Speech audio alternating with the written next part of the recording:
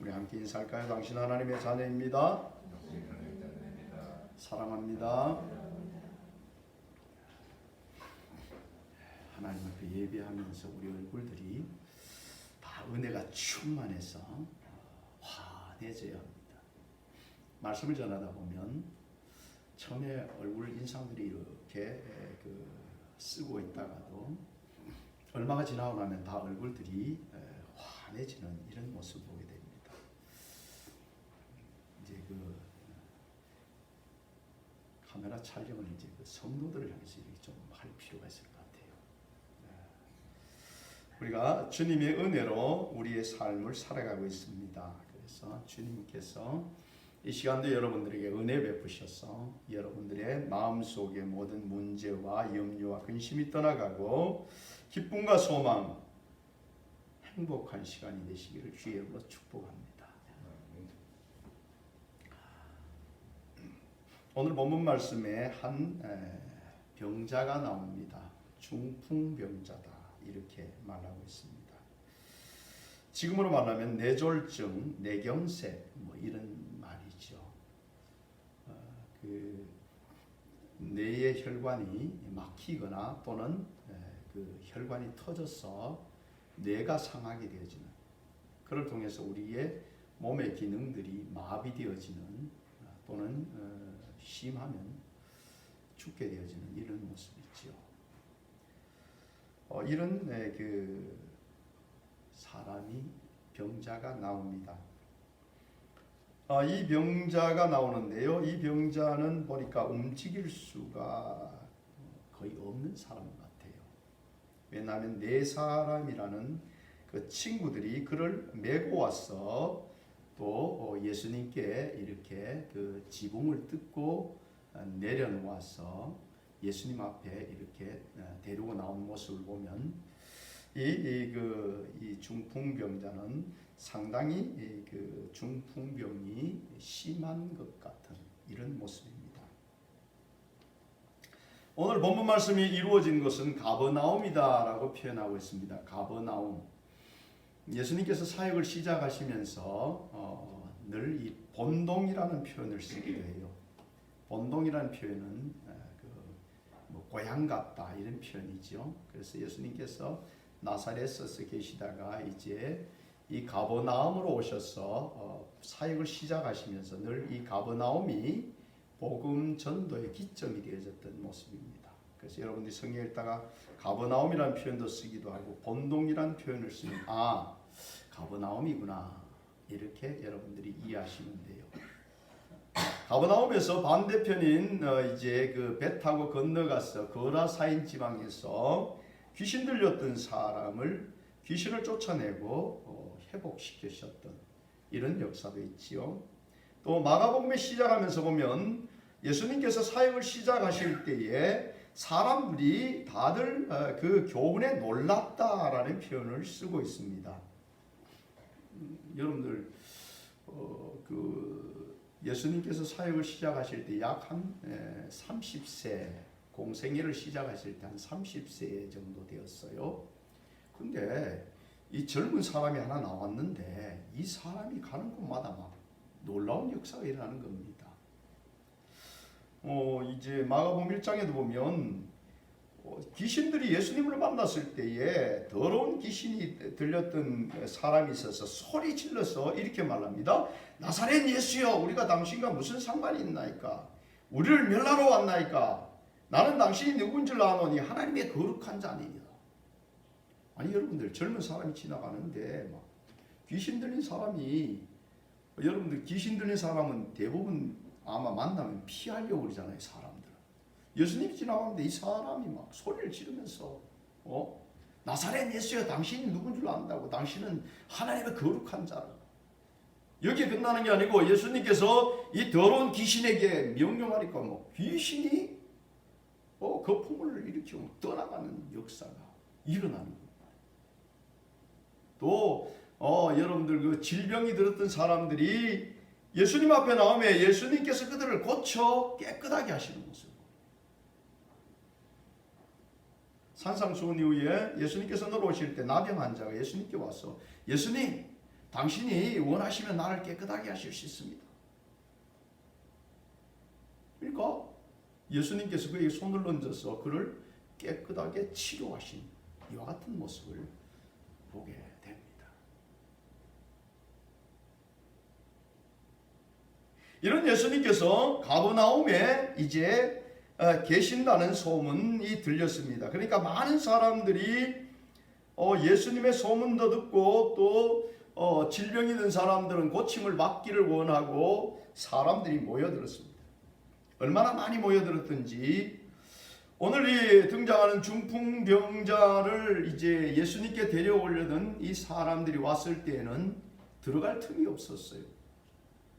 그러니까 이 네 사람이 중풍병자를 메고 이제 지붕 위에 올라가서 지붕을 뜯고 그 지붕 사이로 예수님을 내리는 그 병자를 예수님 앞에 내려놓는 이와 같은 장면이 오늘 본문의 말씀입니다. 그 이스라엘 집은 여러분들 그 예수님 당시에는 대체로 단층 집이고 벽은 흙벽돌이나 아니면 돌로 이렇게 짓고 위에는 이제 그 가지들을 얹고 또 거기에 집들을 얹고 흙을 이렇게 발라서 만들어 놓은 그런 집들입니다. 그래서 그 옥상을 뜯고 그 한자를 달아내릴 수 있는 그런 구조로 되어 있죠. 예수님 앞에 이 그 중풍병자를 달아내렸지만은 예수님께서는 이렇게 말씀하십니다. 5절 말씀 보면 예수님께서 그들의 믿음을 보시고 중풍병자에게 이르시되 작은 자야 내 죄 사함을 받았느니라 이렇게 말씀하고 있는 모습을 보게 됩니다. 그들의 믿음을 보시고 라고 말하고 계세요. 물론 그 네 사람 친구인 네 사람의 믿음과 또 이 중풍병자의 믿음을 보셨다 그런 의미입니다. 그들에게 어떤 믿음이 있었을까요? 예수님 앞에 나아가면 예수님께서 고쳐주시겠다라는 믿음이 있었다 그 말이죠. 여러분들도 주님 앞에 나올 때에 여러분의 모든 문제들을 주님 앞에 내어놓으면 주님께서 해결해 주신다는 믿음을 가지고 주님 앞에 여러분의 삶을 내어놓아야 합니다. 뭐 들어주시면 좋고 안 들어주시면 뭐 본전이고 이게 아니고 여러분의 삶 속에서 늘 주님 앞에 기도할 때도 믿고 구한 것은 이라는 표현을 쓰고 있어요. 믿고 구하고 그대로 믿으면 어떻게 해요? 구한 대로 이루어진다라고 우리에게 말씀하고 있습니다. 믿음은 굉장히 중요합니다. 믿음은 주님과 우리와의 관계를 연결시켜주는 이 바로 연결의 고리가 되어지는 것이 믿음입니다. 주님 앞에 예배드리는 여러분들은 다 같이 생각할 때에 나는 믿음이 있다라는 생각을 가지고 있을 것입니다.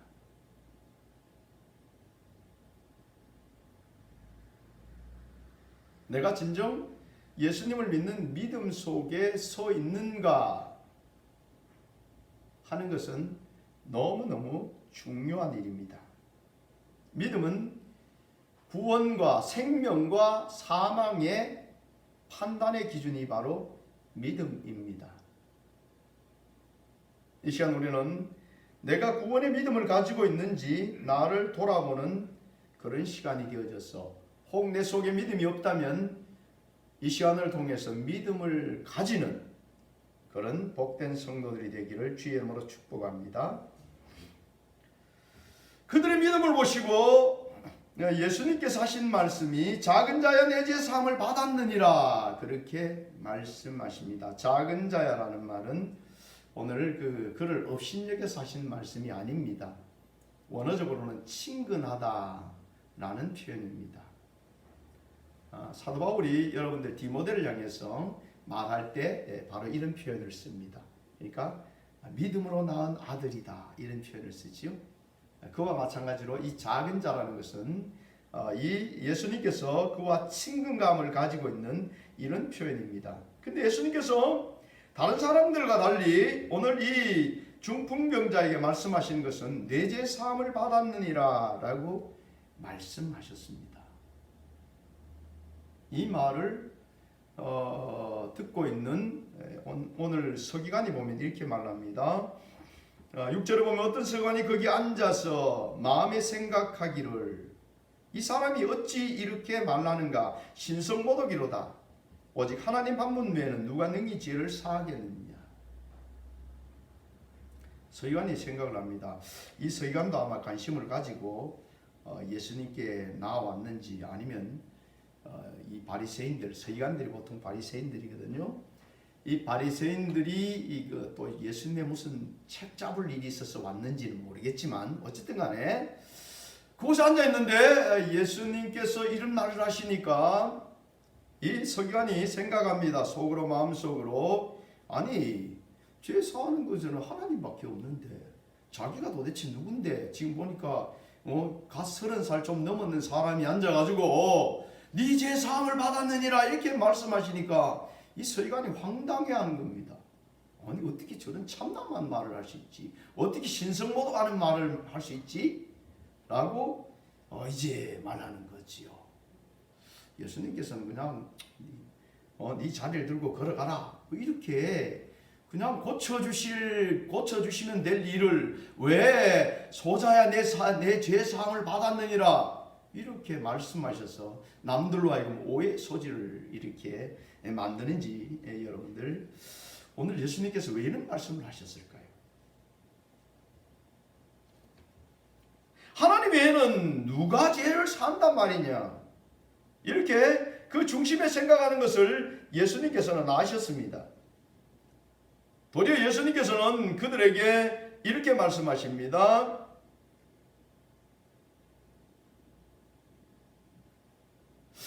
중풍병자에게 내 죄 사함을 받았느니라 하는 말과 네 자리를 들고 걸어가라 하는 말 어느 말이 말하기 쉽겠느냐 이렇게 말씀하고 계십니다. 여러분들은 어떻습니까? 여러분들이 만약에 그 중풍병자에게 말한다면 내 죄 사함을 받았느니라 하는 말과 네 자리를 들고 걸어가라 하는 말과 그 말 중에 어떤 말이 여러분들이 말하기에 쉽겠습니까?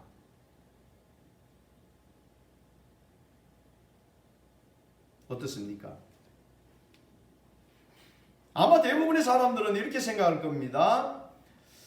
내 죄 사함을 받았느니라면 뭐 표시가 없어요. 거기 뭐 무슨 자욱이 있다가 뭐 쫙 없어지는 것도 아니고 죄라는 뭐 딱지가 붙어 있다가 그냥 내 죄 사함을 받았느니라는 순간에 떨어져 없어지는 것도 아니고 그냥 아무 표시가 없어요. 그런데 내 자리를 들고 걸어가라 하는 말은 어떻습니까? 중풍병자가 움직이지도 못하는 사람이 자리 깔고 누워 있다가 벌떡 일어나서 그 자리를 들고 가야 하는 이와 같은 말입니다. 어느 말이 하기 쉽겠습니까? 예수님의 질문에 우리는 아마 죄 사함을 받았다라는 말을 하기가 훨씬 쉬울 것입니다. 그러나 예수님 입장에서는요, 예수님의 입장에서는 죄 사함을 받았다는 말이 훨씬 더 어려운 말입니다. 왜 그럴까요? 오늘 예수님께서 이 사람을 향해서 죄 사함을 받았다라고 굳이 말씀하시는 이유가 뭘까요? 9절 말씀에 중풍병자에게 내 죄 사함을 받았느니라 하는 말과 일어나 걸어가라 하는 상을 가지고 걸어가라는 말 중에 어느 것이 쉽겠느냐. 그러나 인자가 땅에서 죄를 사하는 권세가 있는 줄을 너희로 알게 하려 하노라 라고 말씀하셔서 주님은 굳이 이 말을 안 하셔도 될 말을 하셨다. 그 이유는 내가 죄 사하는 권세가 있다는 것을 알려주기 위해서 말씀하셨다라고 말하고 계시는 겁니다. 여기는 굉장히 중요한 의미가 있습니다. 오늘 이 서기관이 판단하는 것은 신성모독이다. 하나님 외에는 죄 사하는 권세가 없지 않느냐. 맞습니다. 하나님 외에는 죄를 사할 수 있는 권세를 가진 사람이 세상 사람들은 없습니다. 이 제사하는 권세는 누구에게 있단 말입니까? 하나님에게 있다 그 말입니다. 다시 바꿔 말하면 예수님께서 굳이 뇌죄 사함을 받았느니라고 말씀하신 것은 예수님이 누구라는 말입니까? 하나님이라는 말을 우리에게 들려주시기를 원하시는 겁니다.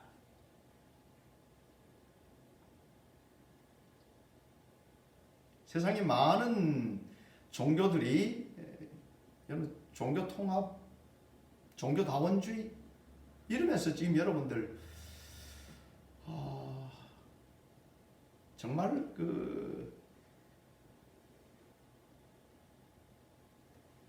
이슬람에도 불교에도 저번 우리 다니엘 기도에서 보니까 미국의 그 의사당에서 기도하는 목사님이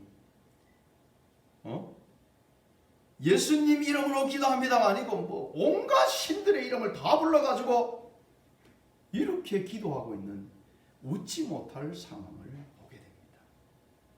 그러니까 지금 현재 미국 같은 경우에 여러분들 어마어마하게 신앙이 타락되어져 있다는 것을 보게 되는 겁니다. 예수님이 메시아임을 알지 못하니까 예수님이 하나님이 인간의 모습으로 우리에게 보여주신 분이라는 사실을 알지 못하니까 부처도 하나님의 영으로 캐톨릭에서 하나님의 영으로 그도 구원의 길을 하나님께 인도하는 구원의 길을 줬다고. 알라도 그냥 다 하나님으로. 성경에는 분명히 우리에게 구원받을 이름을 예수님 외에는 다른 이름을 주신 일이 없다라고 분명히 말씀하고 계십니다. 예수를 믿는 우리들이 이 확실한 예수님이 성자 하나님이라는 사실을 확실하게 알지 못하면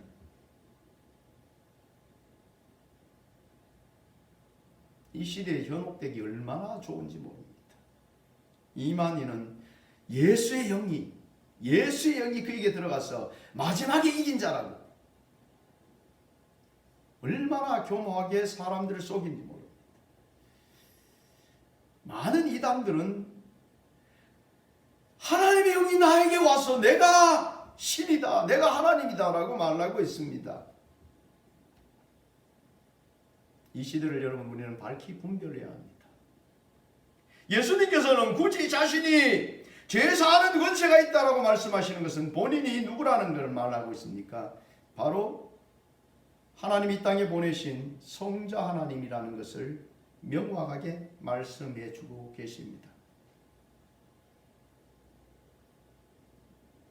왜 귀신들이 떨며 도망갑니까? 그분이 하나님이시기 때문입니다.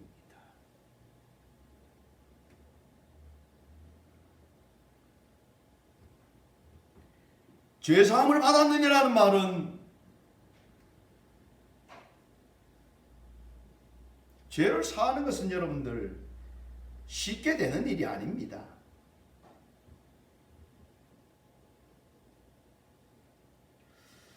마태복음 26장 28절을 보면 이것은 죄사함을 얻게 하려고 많은 사람을 위하여 흘린 바 나의 피 곧 언약의 피니라. 죄사함에는 피 흘림이 있어야 돼요.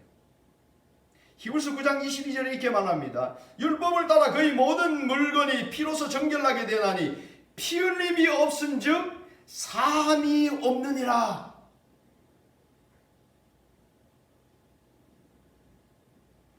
피를 흘려야 돼요. 아무 피나 흘리면 되는 게 아니에요.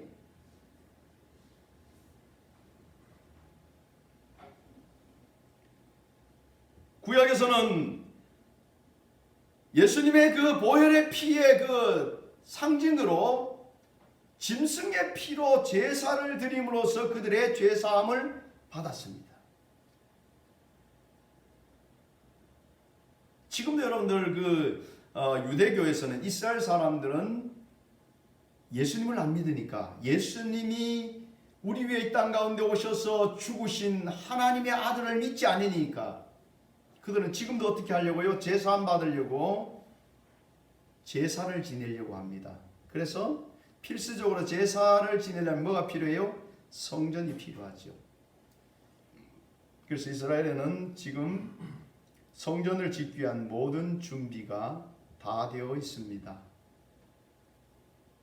1년 전부터는 그 성전에서 제사를 지는데 필요한 붉은 송아지가 필요해서 미국에서 그 송아지를 가져다가 지금 키우고 있습니다.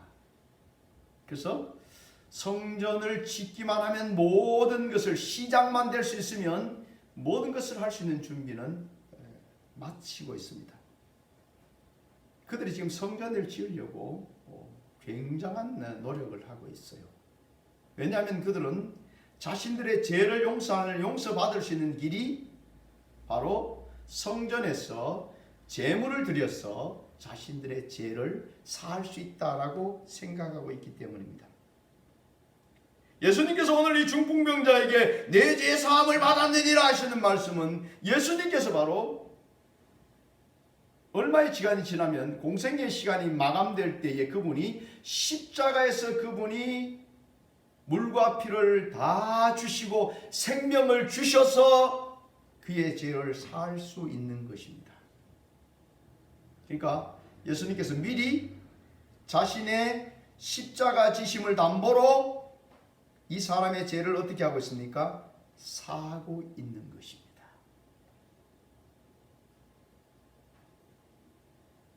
성경에서는 죄의 대가로 말미암아 질병에 걸리는 경우가 종종 있습니다. 38년 된 그 병자에게 예수님께서는 그를 낫게 하시고 그 다음에 만나서 그에게 말씀하십니다.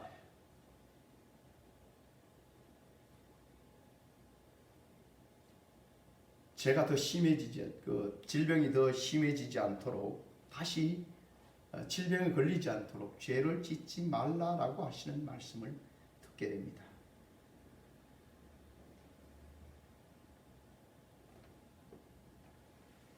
오늘 예수님께서는 이 중풍병자에게 내 죄 사함을 받았느니라고 말씀하시는 것은 바로 자신을 다 주셔서 그를 살리시는 겁니다. 소자야 내 죄 사함을 받았느니라 라고 말씀하시는 이 말씀에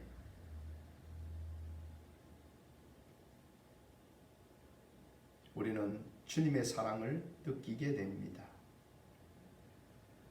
주님은 자신을 다 주셔서 바로 이 중풍병자의 죄를 사하여 주십니다. 죄 사함이 왜 중요합니까?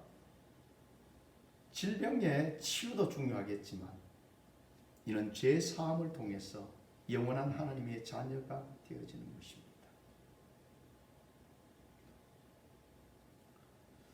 주님께서는 오늘도 우리에게 말씀하십니다. 주님이 바로 내가 너희를 살리는 메시아다. 나를 통해서 너희들이 살 수 있어. 그러면서 주님이 여러분들에게 더 말씀하십니다. 내가 너를 사랑한단다. 내가 너희의 죄를 사해주고 내가 너를 고쳐주고 너를 회복케 하는데 너를 위해 주는 것을 나는 기뻐한단다 라고 우리에게 말씀하고 계시는 겁니다.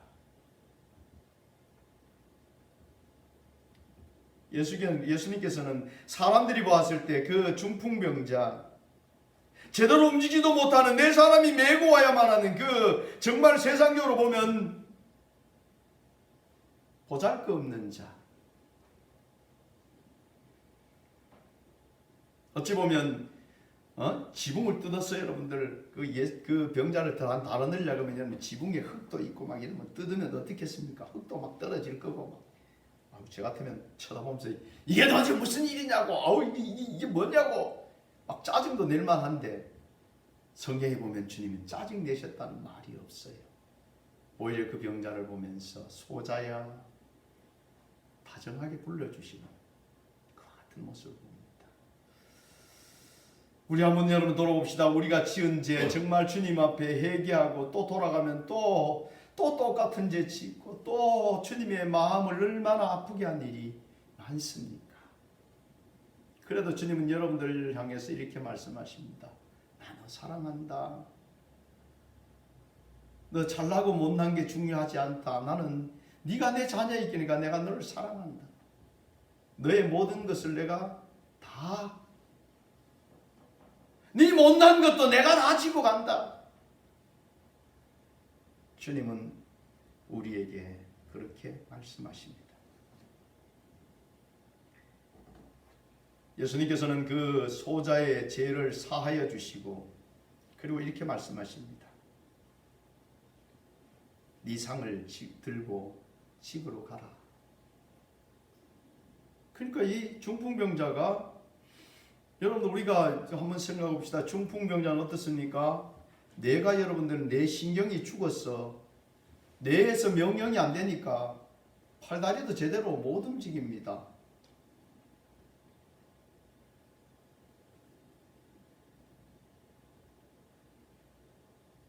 그런데 예수님께서 일어나야 상을 들고 집으로 가라 그러니까 모든 기능이 다 정상적으로 돌아와 버렸습니다. 의학적으로 생각하면 이게 여러분들 가능하십니까? 불가능합니다. 내 세표가 죽었는데 어떻게 살아나? 그 신경이 죽어버렸는데 어떻게 혈관도 다 터져버렸고 혈관도 막혀버렸고 그런데 어떻게 가능해?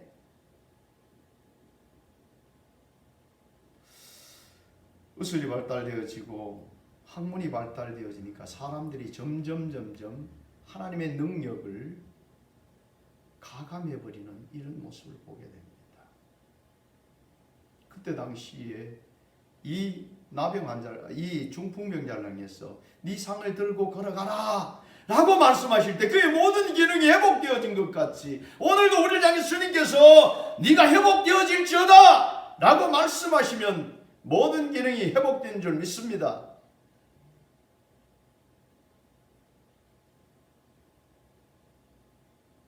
주님 말씀하신 말씀 한마디면 지금도 아니 영원히 그분의 말씀 한마디면 그 말씀을 따라 모든 만물이 움직이고 여러분의 세포 세미한 모든 것까지도 하나님은 다 치유하시고 회복시킬 수 있습니다. 또한 주님께서는 이렇게 고쳐주시기를 원하고 계신다는 것입니다.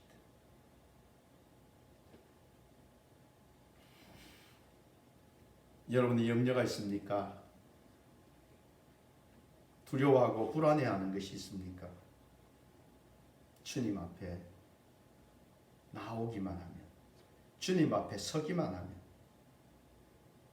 오늘 제목이 뭐예요?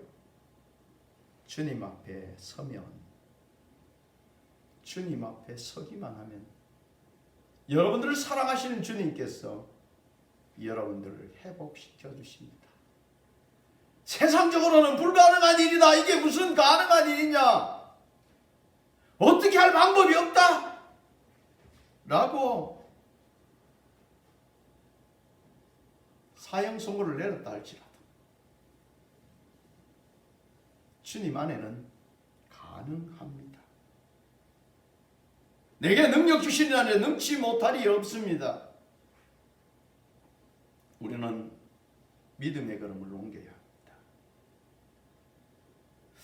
이 네 사람이 여러분들 이 중풍병자를 메고 할 때에 그들에게 뭐가 있었다고요? 주님 앞에 나아가면 해결해 주신다는 믿음이 있었다. 그렇게 말합니다. 이스라엘 백성들이 출애굽에서 약 1년이 지났을 때 가데스 바네아에서 12정탐꾼을 가나안 땅에 보냅니다.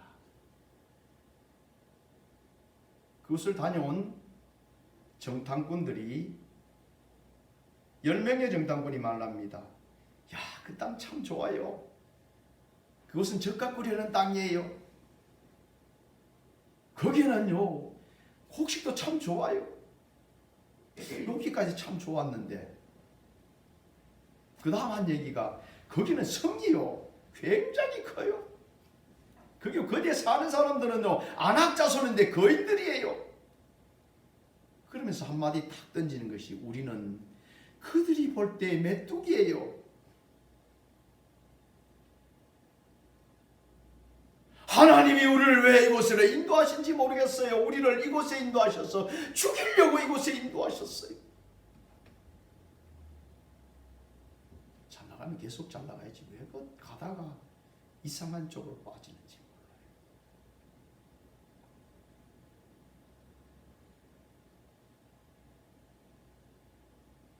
여호수아가 갈렙은 이야기합니다.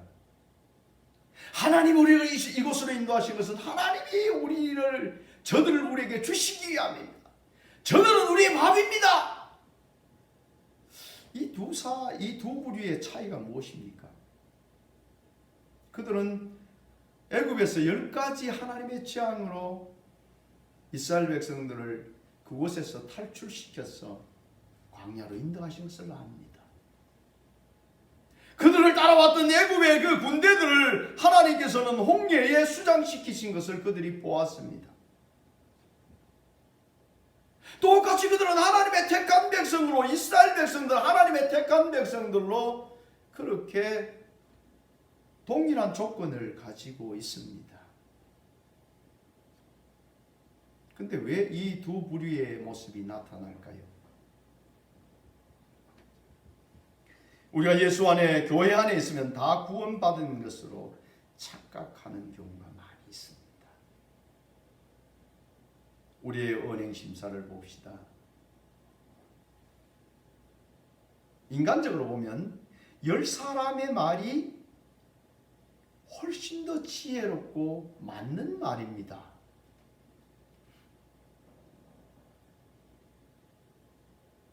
이스라엘 백성들은 훈련되지도 않았어요. 이스라엘 백성들은 전쟁을 위한 좋은 무기도 가지고 있지 않습니다.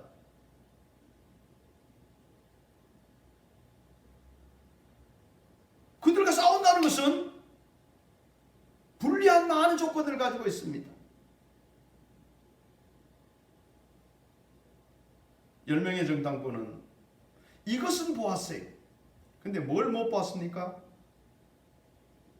전능하신 하나님을 보지 않았어요. 전능하신 하나님, 우주 만물을 창조하신 하나님, 사람을 창조하신 하나님, 그분을 보지 않았어요. 여러분의 삶 속에 여러분들 살아가는 환경만 보고 살고 있습니까? 환경 속에 좋은 일 있으면 즐거워하고 조그만 어려운 일 있으면 낭망하고 있습니까?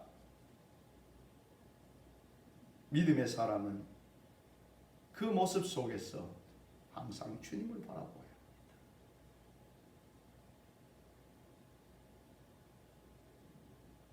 내 환경이 세상으로 봤을 때는 불가능한 환경이라 할지라도 내 입술의 말은 하나님이 이 환경을 주심을 감사합니다. 이 속에서도 하나님이 나에게 승리 주심을 믿습니다. 염려하지 않습니다. 두려워하지 않습니다. 주님이 계시기 때문입니다. 여러분의 입술에 고백이, 믿음의 고백이 있다면 여러분들은 믿음 있는 자리에 있는 것입니다.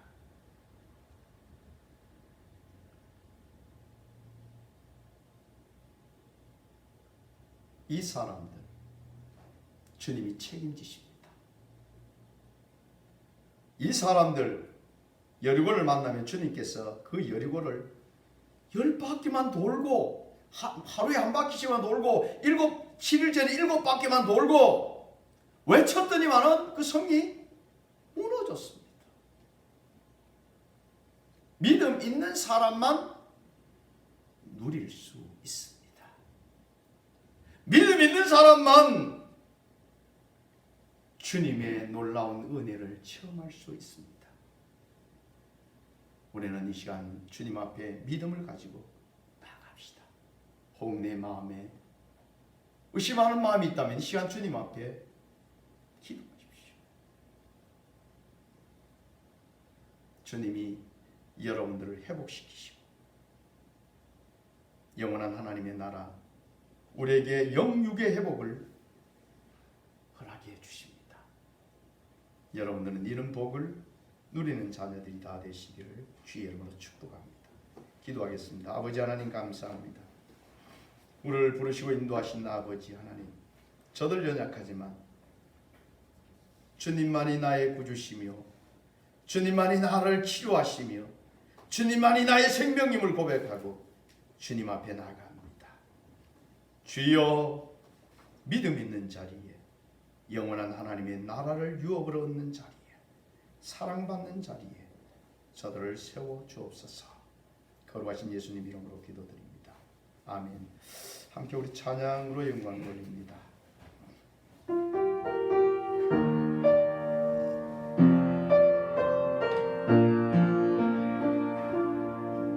내가 노려왔던 모든 것들이, 내가 지나왔던 모든 시간, 내가 걸어왔던 모든 순간이 당연한 것 아니라 은혜였소. 아침 해가 뜨고 저녁에 봄의 꽃향기와 가을의 열매, 변하는 계절의 모든 순간이 당연한 것 아니라 은혜였소. 모든 것이요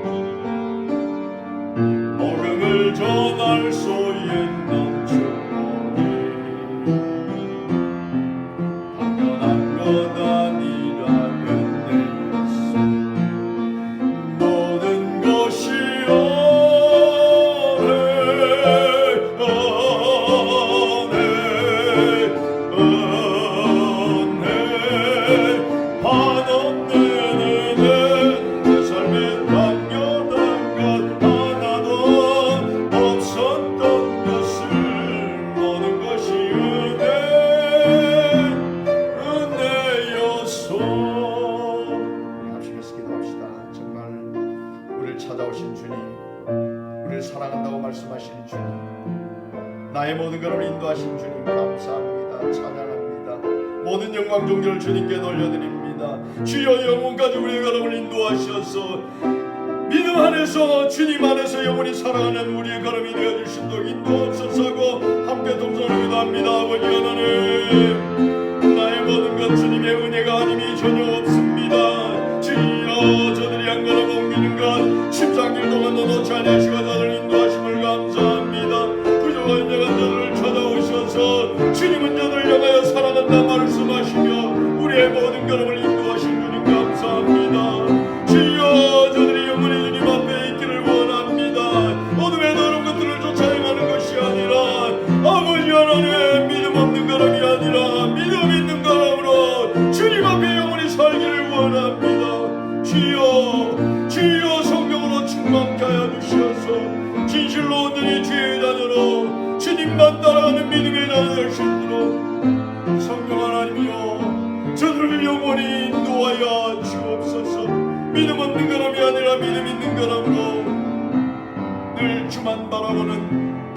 복된 자들로 인도하여 주시옵소서. 거룩하신 예수님이